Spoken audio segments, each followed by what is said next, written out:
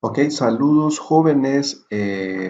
Vamos a ver el tema de robótica industrial, que es parte de la unidad número 2 del temario de la materia de sistemas de manufactura 1, ¿sí? Del área de ingeniería industrial. Soy su asesor, el ingeniero Everardo Valverde Reyes, y prácticamente, bueno, iniciamos, ¿no? Eh, ¿Qué es un robot industrial? ¿No? Si escuchamos la palabra robot, bueno, se nos viene a la mente diferentes tipos de robot, ¿no? Obviamente educados, ¿no? Por la industria cinematográfica, series, etcétera, ¿no? Entonces, robot, entonces vemos un robot humanoide, ¿no? Con piernas, brazos, cuerpo, cabeza, etcétera, ¿no? O un robot que tenga apariencia de algún animal, ¿no? Pero ¿qué pasa en la industria? En la industria y la ingeniería busca ser eficiente, ser eficaz y eh, utilizar los recursos, los menos recursos posibles, ¿no? Entonces, por lo tanto, aquí el aspecto estético eh, pues pasa a segundo plano. Lo más importante es la funcionalidad. Entonces, por lo tanto, un robot industrial siempre va a tener una forma, ahora en nuestros tiempos, una forma de brazo mecánico, ¿no? Que simula precisamente el brazo del hombre, ¿no? Esto es para ser, obviamente, más flexible, más eficiente, ¿no? Ok, entonces como definición de robot industrial tenemos que es una máquina programable de propósito general que posee ciertas características antropomórficas, ¿no? O sea que se asemejan a ciertas partes humanas, ¿no? En este caso, como ya dijimos, a un brazo humano, ¿no? Más evidentemente un brazo mecánico o manipulador, ¿no? Entonces, este brazo mecánico, la parte de lo que es la parte física del robot, pues se le llama manipulador, ¿no? La unidad de control para un robot industrial moderno, pues obviamente es una computadora que se programa para ejecutar subrutinas bastante sofisticadas, ¿no? Lo cual proporciona al robot una inteligencia que en ocasiones parece casi humana. Pues hoy en día prácticamente estamos muy desarrollados y avanzados en la parte de la tecnología, ¿no? Y tal vez no tanto nuestro país, pero otros países del primer mundo obviamente llevan la delantera, ¿no? Pero en ciertas partes de nuestro país también tenemos tecnologías muy avanzadas y más que nada se están utilizando, ¿no? Estas tecnologías, ¿no? Entonces nos dice que son subrutina bastante sofisticada, ¿no?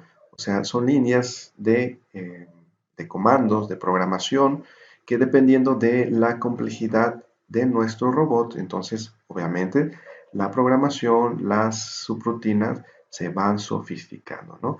Esto es, por ejemplo, si tenemos un robot más complicado, por ejemplo, que tenga una retroalimentación eh, en base a sensores, una retroalimentación en base tal vez a toma de decisiones. Entonces, la programación del robot se va realizando más complejo, ¿no?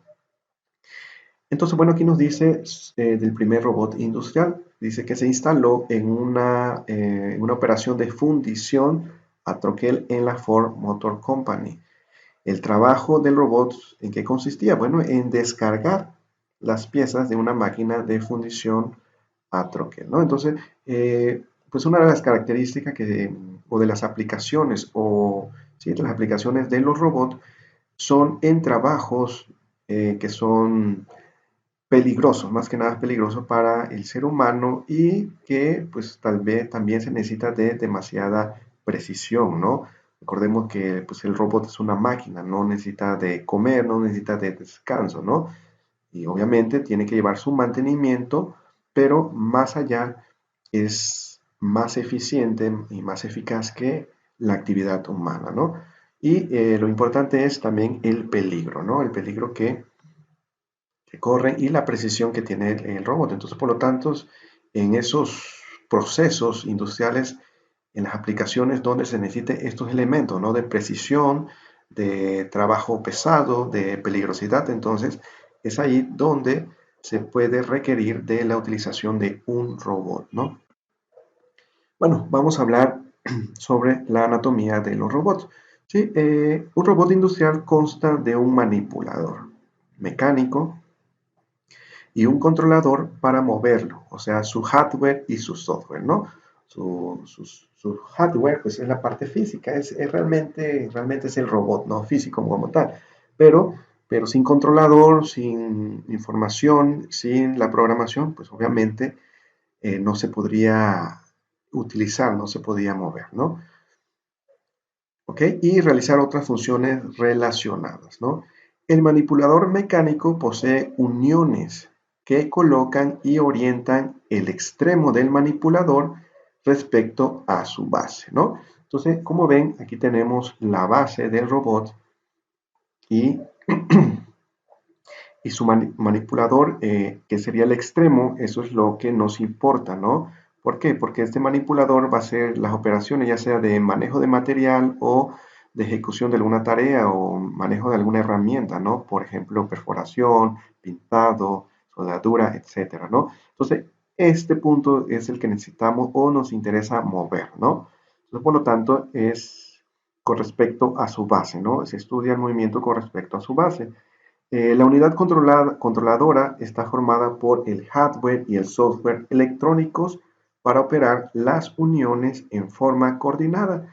¿Ok? ¿Qué pasa en las uniones? ¿Qué hay en las uniones? ¿Qué tenemos en las uniones? Bueno, ahí vamos a tener diferentes tipos de tecnologías, por ejemplo, motores a paso, o podemos tener sistemas hidráulicos o servomotores, ¿no? Eso sería, pero esos servomotores, esos motores a paso, sistemas neumáticos, puede ser en ciertos puntos, o hidráulicos, obviamente tienen que ser controlados, ¿no? Por ejemplo, aquí este giro lo podemos realizar, el giro sobre el primer eje puede estar, puede ser realizado, ¿por qué? Por un servomotor, ¿no?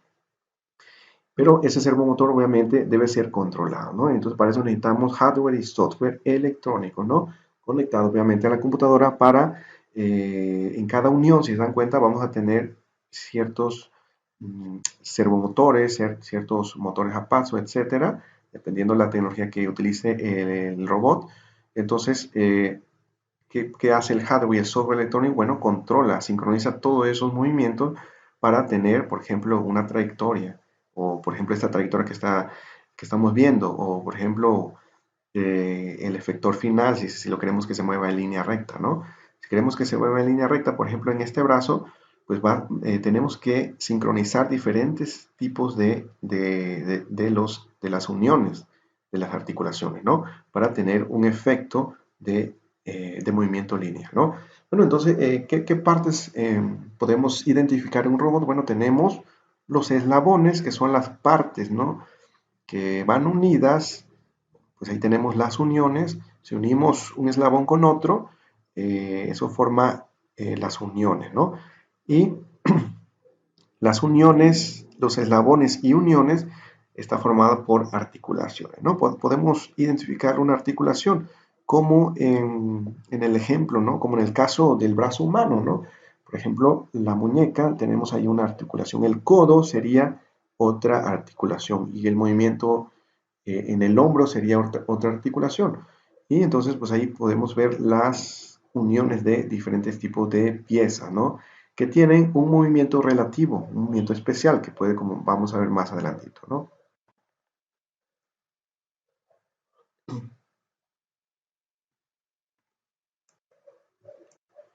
Ok, los robots industriales típicos tienen 5 o 6 articulaciones. Recordemos que entre más eslabones, más articulaciones tenga un robot, pues va a tener un mayor grado de libertad, ¿sí? Vamos a poder hacer más tareas más complejas con dicho brazo. Y el movimiento coordinado le proporciona al robot la capacidad de mover, ¿sí? Colocar y orientar objetos y herramientas para efectuar un trabajo útil, ¿no? El objetivo del brazo, pues es realizar un trabajo, ¿sí? O aplicar el uso de una herramienta. Entonces, por lo tanto, como mencionamos en la diapositiva anterior, ¿no? Entonces, tiene que haber un movimiento coordinado, ¿sí? Por ejemplo, un movimiento coordinado de este motor, de esta articulación, con la otra articulación y con el movimiento de subida y bajada, ¿no? Del efector final. Las articulaciones de un manipulador se clasifican como lineales o rotatoria, indicando el movimiento de la unión de salida en relación con la unión de entrada. En este ejemplo, ¿no? De este robot tipo SCAR, podemos analizar en el primer nodo o en la primera articulación vamos a tener un movimiento de qué tipo?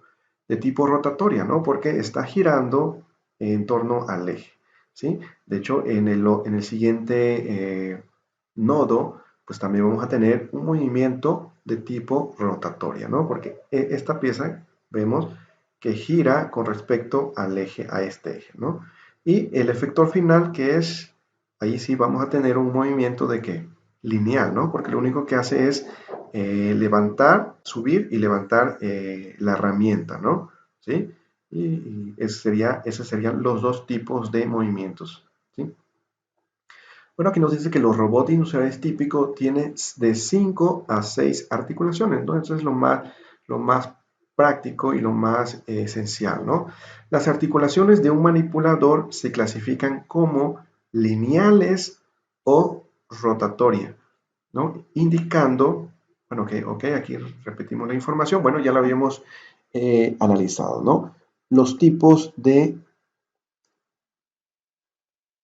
las articulaciones, ¿no? Cómo se clasifican en lineales o rotatorias. ¿Ok? ¿Qué más tenemos? Los manipuladores de robot por lo general se dividen en dos secciones. Eso ahorita estamos viendo cómo llamarlas a las partes, ¿no? O cómo se dividen los brazos robot. Tenemos el ensamble de brazo y cuerpo, ¿no? Que es la parte principal y ensamble de muñeca, ¿no? Entonces, como nos dice aquí, normalmente se asocian tres articulaciones en el ensamble del brazo, ¿sí? Tres articulaciones. Si tienen más articulaciones, o sea, tenemos más eslabones, pues el brazo va a tener, va a poder llegar a lugares más difíciles, ¿no? Por así decirlo. ¿Ok? Y tiene dos o tres articulaciones en la muñeca.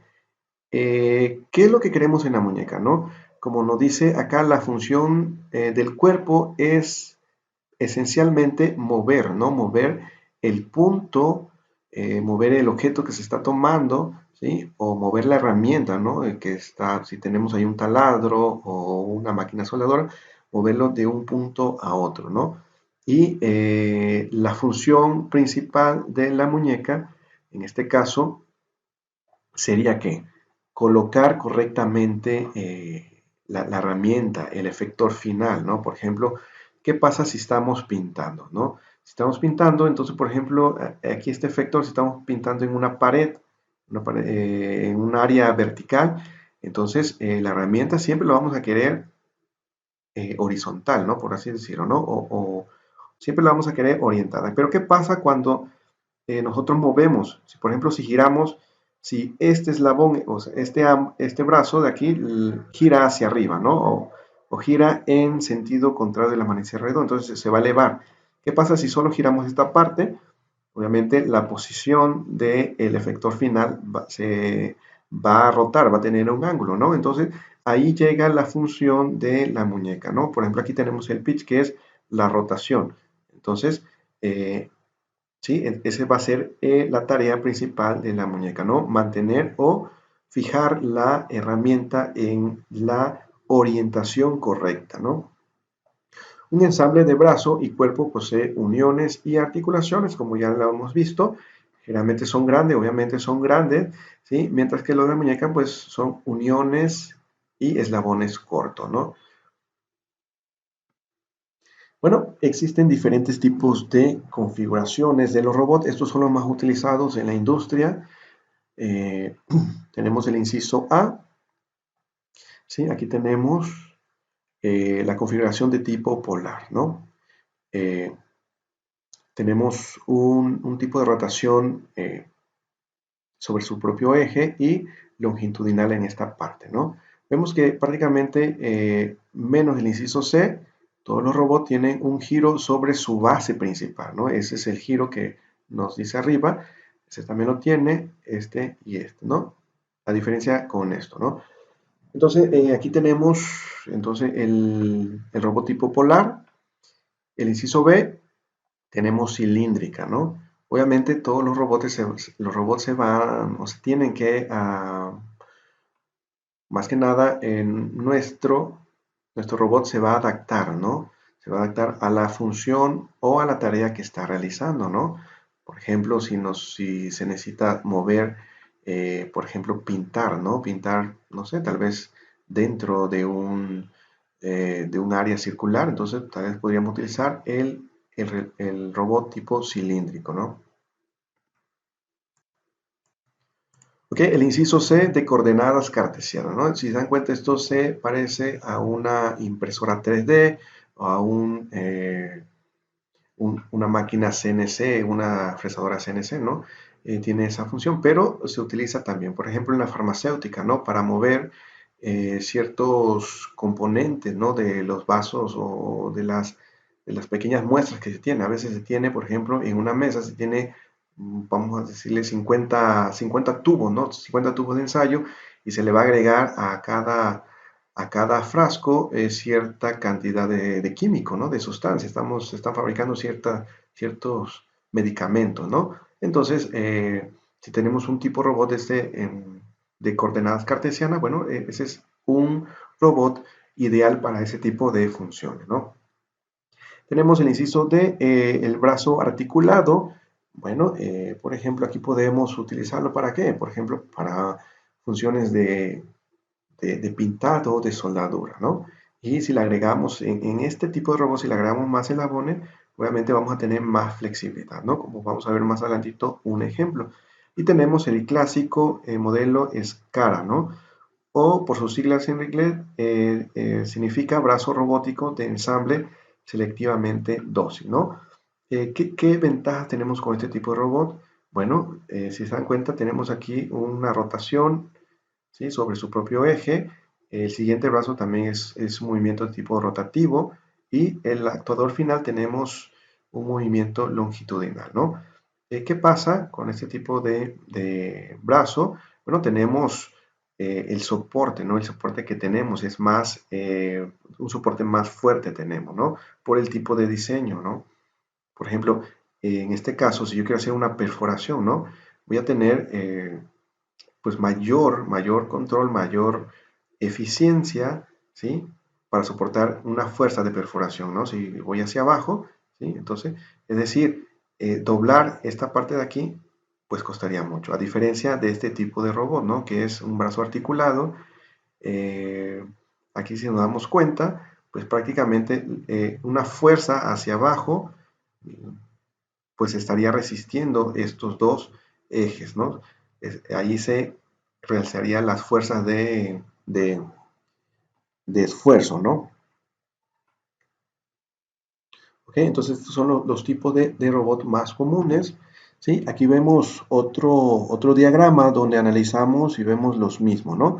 Aquí vemos también el de plano cartesiano, ¿sí? Y si vamos en un plano 3D, bueno, aquí pues nos dice que tenemos un movimiento en 3D, ¿no? Tanto en el eje X, Z como en el eje Y, ¿no? Okay, como vimos en las áreas de medicina, de mezclado, donde se utilizan, por ejemplo, soldaduras de microprocesadores, ¿no? O para cortar ciertos elementos, ¿no? Por ejemplo, en la fabricación de microprocesadores, o sí, microprocesadores o microchips, para ser más general, ¿no? ¿Qué pasa? Los microchips se fabrican en una celda se fabrican, por así decirlo, 50 microchips, ¿no? Y entonces, bueno, a la hora de cortar, bueno, hay que cortar con láser, entonces de ahí nos serviría muy bien este tipo de robot de tipo cartesiano, ¿no? Tenemos el robot cilíndrico, ¿no? Ya vimos, gira sobre su propio eje, pero y aquí tenemos dos movimientos en dos planos, ¿no? Y tenemos el polar, ¿no? Que es una combinación también, un movimiento sobre su propio eje circular, un movimiento de rotación sobre el segundo eslabón y un movimiento longitudinal. Y tenemos también el movimiento angular, ¿no? Estos serían los elementos que se consideran, los ángulos que se consideran para determinar la posición del efector final en este tipo de brazo. Bueno, un tema muy importante aquí es el volumen. ¿Qué es el volumen? Pues el volumen prácticamente es el área en el que el efector final puede tener acceso, ¿no? Como dice aquí, es el volumen de trabajo y precisión de movimiento. Una consideración técnica importante para un robot industrial es su volumen de trabajo, ¿no? Este se define como el área dentro del cual un robot manipulador puede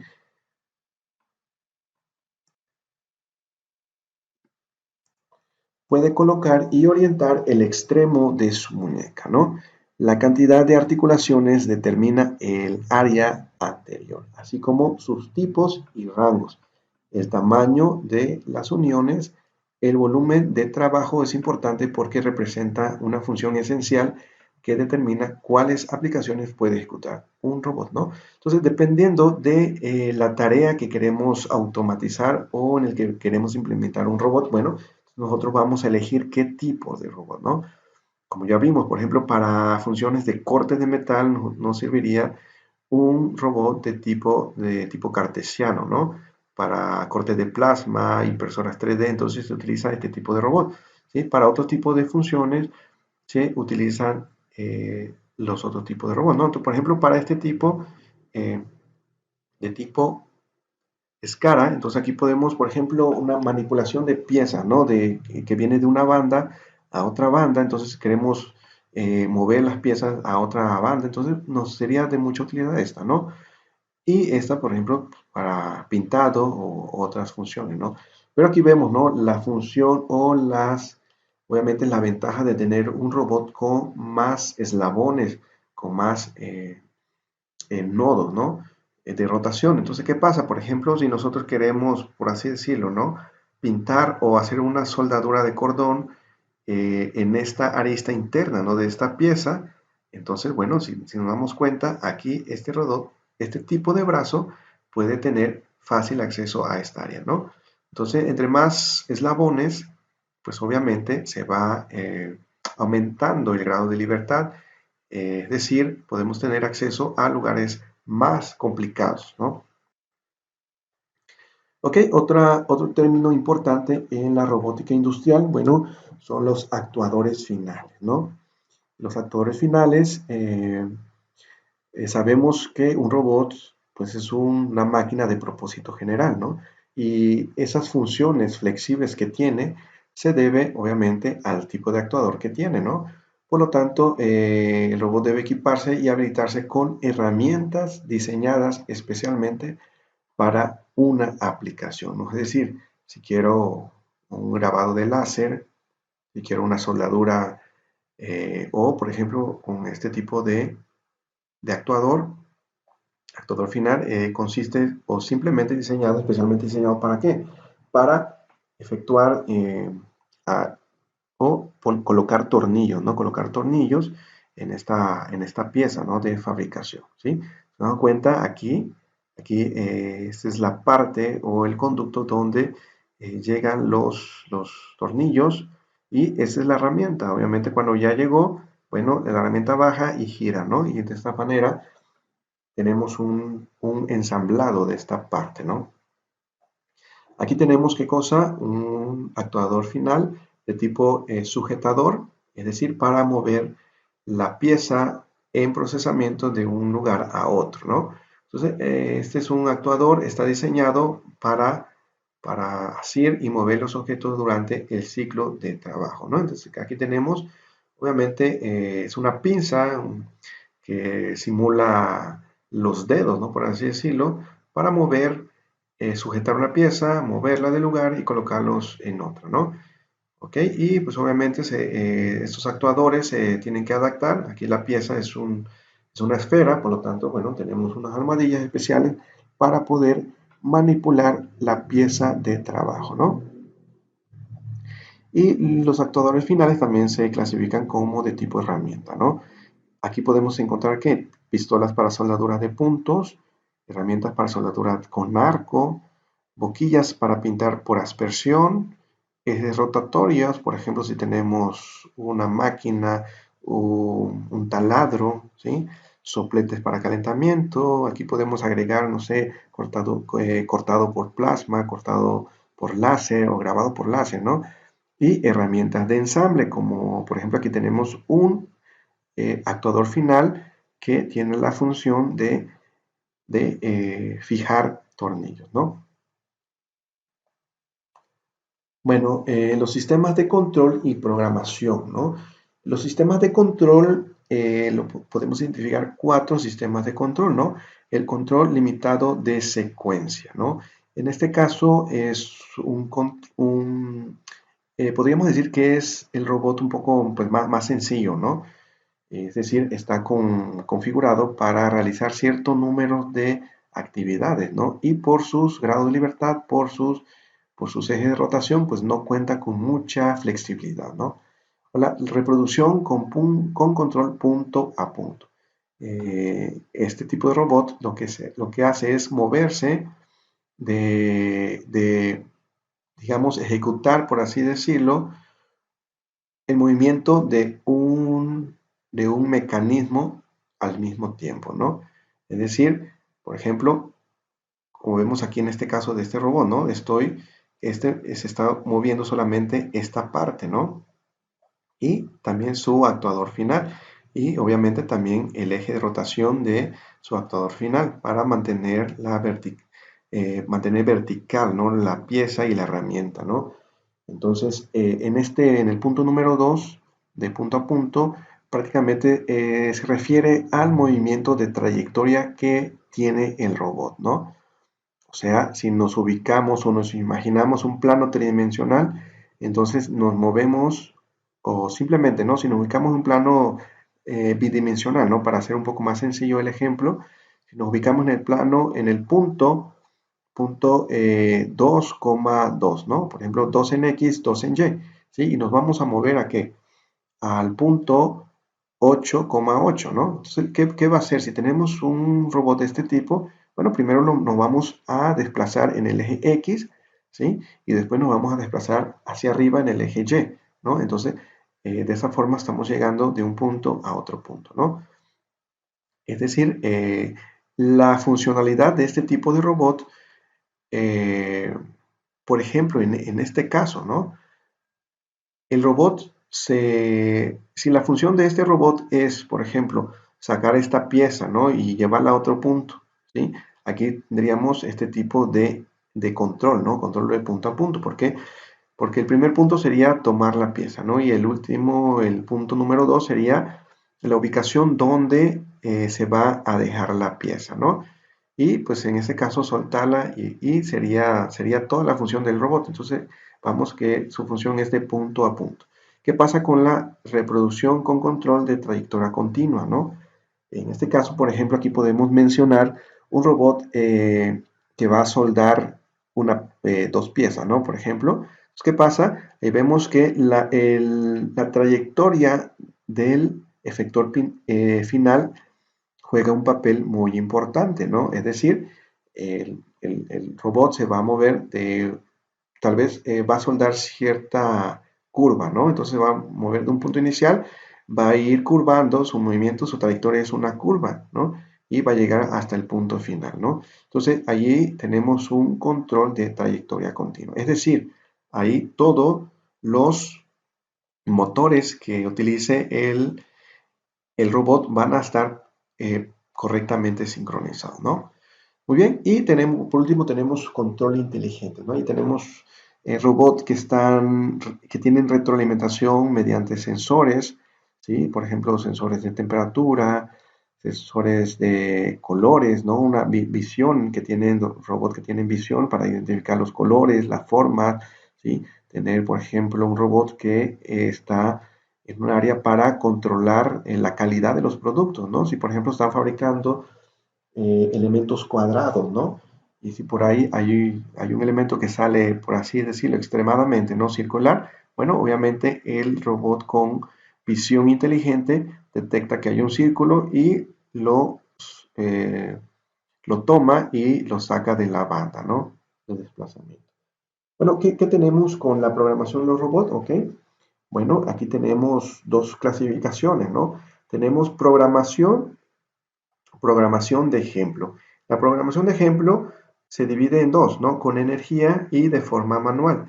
Es decir, por ejemplo, yo quiero que este robot haga esa función que está realizando, ¿no? Si yo lo quiero programar con energía, bueno, entonces yo tengo un control en la computadora, ¿no? Los botones que me indican para mover tanto en el eje X, Y, Z, etcétera. Entonces yo voy posicionando en la posición que yo quiero, voy guardando las posiciones y al final pues ya queda guardada. Si se realiza de forma manual, es decir, bueno, yo voy a mover, el robot tiene cierta función para que yo pueda moverlo, ¿no? Directamente manual. Y, por ejemplo, si quiero hacer un cordón de soldadura o quiero hacer un proceso de pintado, ¿no? Por ejemplo, de una silla, una estructura compleja. Entonces, lo que yo voy a hacer es, ya sea que utilice un control o ya sea que lo realice manual, ¿sí? Entonces, voy ubicando y voy dándole la trayectoria al efector final, ¿no?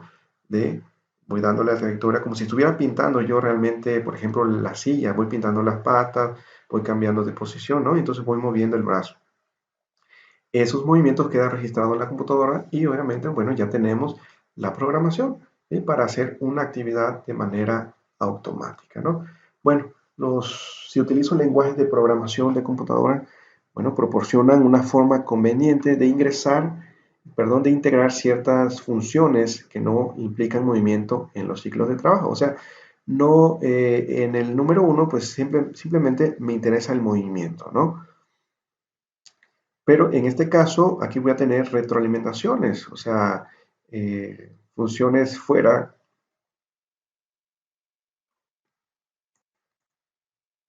que voy a tener funciones fuera de sí, el movimiento del ciclo de trabajo, ¿no? Por ejemplo, voy a tener funciones de cálculo, procesamiento de datos, la lógica de decisiones, ¿no? El entrelazado con otros equipos, la interfaz con sensores y las interrupciones, ¿no? O sea, vamos a tener, si tenemos un robot más inteligente, bueno, entonces vamos a utilizar lenguajes de programación de computadora, ¿no? Para tomar en cuenta la computadora del robot qué tipos de decisiones va a tomar, ¿no? Por ejemplo, interrupciones. ¿Qué pasa si el robot detecta una falla, ¿no? Por ejemplo, en la máquina de soldadura detecta una falla, entonces el robot puede parar, puede hacer una pausa, se le da el mantenimiento que se necesita y se reanuda las actividades, ¿no? Entonces tenemos un robot más inteligente. Bueno, en sí, pues ya hemos analizado algunas aplicaciones del robot industriales. Realmente, como ya vimos, las aplicaciones realmente o las funciones del robot son para trabajos peligrosos, donde sustituir la mano del hombre, pues es de mayor conveniencia, ¿no? Ok, y por ejemplo, los puntos son el ambiente de trabajo es peligroso, para las personas, ¿sí? Como por ejemplo soldaduras, el manejo de, como en el caso del primer robot, ¿no? Que se instaló para el manejo de herramientas que están saliendo del horno, ¿no? Que tienen altas temperaturas, ¿sí? Ciclos de trabajo repetitivo, ¿no? ¿Qué pasa con el ser humano? El ser humano se va a cansar, tiene que tomar su receso para descansar, para comer, ¿sí? Tenemos que de cambiar de empleado, de turno, ¿sí? Entonces, pues el robot no, el robot va a estar trabajando el tiempo que sea necesario, ¿no? Solamente va a hacer pausas para el cambio de herramientas, el mantenimiento, ¿sí? Y para todo lo demás, entonces es una máquina más eficiente. Ok, número 3, el trabajo se realiza en una posición estacionaria, ¿no? Esto podemos analizarlo en el punto de vista ergonómico o saludable, ¿no? Para una persona. En este caso, puede ser, podemos acarrear, ¿no? Problemas de salud un operador que está en una posición, en una única posición, y imagínense si se encuentra en horas prolongadas con ese tipo de trabajo, entonces podemos terminar en ciertos problemas de salud, ¿no? Entonces, pues aquí el robot no tiene ese tipo de problema. El manejo de la pieza o la herramienta será difícil para los humanos, ¿no? Ya vimos, por ejemplo, piezas con ciertas temperaturas, herramientas que son peligrosas, por ejemplo, herramientas rotatorias, que pueden ser peligrosas en cierto punto para el ser humano. Entonces, pues aquí podemos utilizar, cambiar esa tarea o lo puede realizar un robot, ¿no? En operaciones de cambios múltiples, ¿sí? A veces los robots pueden asistir a máquinas CNC de control numérico para los cambios de herramienta, ¿no? Entonces ya no lo hace una persona, sino lo hace un brazo robot. Entonces cambia la operación de, por ejemplo, una fresadora CNC, de un torno CNC, etcétera. Entonces son cambios múltiples, ¿no? ¿Okay? Hay largas líneas de producción y los relevos no son frecuentes. ¿Okay? Para una producción intensiva, como ya se analizó, tenemos una producción intensiva donde pues, el robot no descansa, salvo para los momentos de cambio, suministro de material, cambio de herramienta o simplemente mantenimiento, ¿no? Ok, bueno, aquí tenemos un, un programita que simula movimientos de un robot y vamos a ver esa parte, ¿no? Vamos a analizar esa parte de la programación. Vamos a ver un ejemplo de la programación. En este tipo vamos a realizar una programación de tipo manual, de tipo con energía, ¿no? Porque manual es cuando nosotros directamente movemos el brazo robot, ¿sí? Y eh, la computadora va grabando los pasos que va realizando, ¿no? En este caso, podemos decir que es con energía porque tenemos aquí el control. Aquí tenemos la tecla, vamos a controlar el brazo robot mediante las teclas de aquí del teclado, ¿no? Entonces, vamos a tratar de simular, ¿no? Que el robot va a tomar, supongamos que en esta parte de la derecha hay una banda y de la parte de la izquierda hay una banda donde la función del robot va a ser simplemente mover piezas de la banda A la banda B, ¿no? Entonces, bueno, vamos a ubicar primero en esta posición, ¿ok? Entonces aquí movemos en el eje X, utilizo la tecla D para mover en el eje X, ¿sí? Ok, aquí bajo el brazo robot, bueno, ya estoy listo para tomar la pieza, ¿no? Ok, entonces aquí ya, si observan, podemos observar aquí unas pinzas, ¿no? Que es el actuador final, que la función es tomar una pieza y soltarla, ¿no? Ok, entonces aquí, en este caso, bueno, cerramos las pinzas, tomamos la pieza, ¿sí? La elevamos, ok, vamos a ver, vamos a realizarla, una vez más, porque aquí se me olvidó registrar los movimientos. Ok, aquí voy a abrir una vez más, voy a abrir la pincita, ¿sí? Ok, entonces lo que voy a hacer es cerrar. Okay, cierro la pinza, ok, con la tecla Enter, bueno, aquí registro el movimiento. Aquí está registrado en el primer registro son las coordenadas de movimiento, ¿no? Ok, entonces lo que voy a hacer ahorita es subir ok, aquí subí, vamos a entrar, ok, ya registré el movimiento, ok, me voy en el eje X hacia la posición donde voy a entregar la pieza, me moví, ok, registro el movimiento con Enter, ok, bajo la pieza, registro el movimiento con Enter, ¿sí? Y en este caso voy a abrir la pinza, aquí abro, suelto la pieza y registro el movimiento, ok, entonces ese sería prácticamente una programación de tipo ayudado con, bueno, con energía, obviamente con los controles, ¿no? Aquí ya registré los movimientos, bueno, voy con F5 ejecutar desde el comienzo. Entonces vamos a presionar F5, y vamos a ver ya la programación, ¿ok? Ahí vemos la simulación. Ok, ahí observamos, ¿no? A grandes rasgos, eh, cómo está funcionando nuestro robot. Vamos a correrlo una vez más, en F5. Ok, ahí tomamos la pieza, la elevamos, la movemos a través del eje X, bajamos y abrimos las pinzas, ¿no? Dejamos la pieza. Ok, este es un ejemplo, ¿no? De cómo se trabaja en la programación de los robots. Si nos damos cuenta, al parecer no parece tan complicado y de hecho, pues no lo es, ¿no? Eh, lo complicado sería, bueno, tal vez diseñar un robot, ¿sí? Y hoy en día, pues se manejan ya lenguajes para controlar los robots, lenguajes universales, ¿no? Para controlar, simplemente yo puedo construir mi robot, ¿sí? Conectarla a la interfaz que se requiera con la electrónica, con la programación y controlar con un programa ya desarrollado, puedo controlar el robot, ¿no? Pues obviamente si nosotros compramos un robot, adquirimos un robot industrial, pues obviamente va a venir con sus programas, su documentación, su interfaz, etcétera, ¿no? Listo para utilizarse solamente para programar, ¿no? Programar pues, prácticamente los movimientos, ¿no? Y ciertas configuraciones iniciales, ¿no? Ok, entonces, bueno, chicos, eso sería la presentación de esta parte, ¿no? La parte para qué de la robótica industrial, ¿no? Entonces, aquí analizamos terminologías básicas, terminologías esenciales, ¿no? Sobre la robótica industrial.